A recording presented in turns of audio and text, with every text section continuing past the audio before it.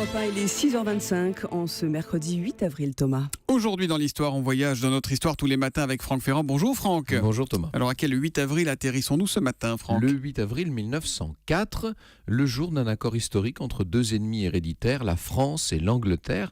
On a parlé d'entente cordiale, c'est le nom. Entente cordiale, alors c'est une alliance alors? Pas vraiment, plutôt un gentleman's agreement, si vous voulez. C'est une expression qui convient aux circonstances.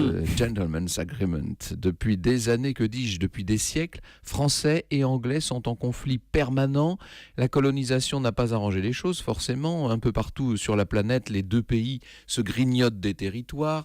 Des escarmouches éclatent régulièrement en Afrique. Et vous savez qu'en 1898, une crise diplomatique à propos d'un village du Soudan, Fashoda, a bien failli se terminer par une guerre, en fait. Et alors, comment tout cela va-t-il s'apaiser, Franck? Bien par la grâce d'un ennemi commun, l'Allemagne. Ah, c'est toujours comme ça qu'on se réconcilie. Mais oui, c'est sur le dos du Kaiser, en l'occurrence. L'empereur Guillaume II s'est mis en tête de développer sa marine. Ça inquiète l'Angleterre, la reine des mers. Il va donc falloir faire un effort des deux côtés de la Manche si l'on veut s'unir. Le roi Édouard VII, c'est lui l'artisan de cette affaire. Le roi Édouard VII, qui est tout juste couronné, se rend à Paris, qu'il connaît bien, puisqu'en tant que prince de Galles, il y passait ses jours et ses nuits, si vous voyez ce que je veux dire. Il va poser les jalons d'une entente future, mais la rivalité est encore vive, notamment entre les populations. Les Anglais continuent à détester les Français. En France, on parle de perfide Albion. Au moment du voyage du roi, il y a des gens qui crient dans la foule « Vive Jeanne d'Arc !» Vous voyez un petit peu.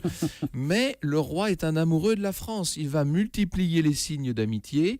Les Français se laissent amadouer. Chacun fait un pas vers l'autre. La France renonce à l'Égypte. L'Angleterre laisse le Maroc à son rival.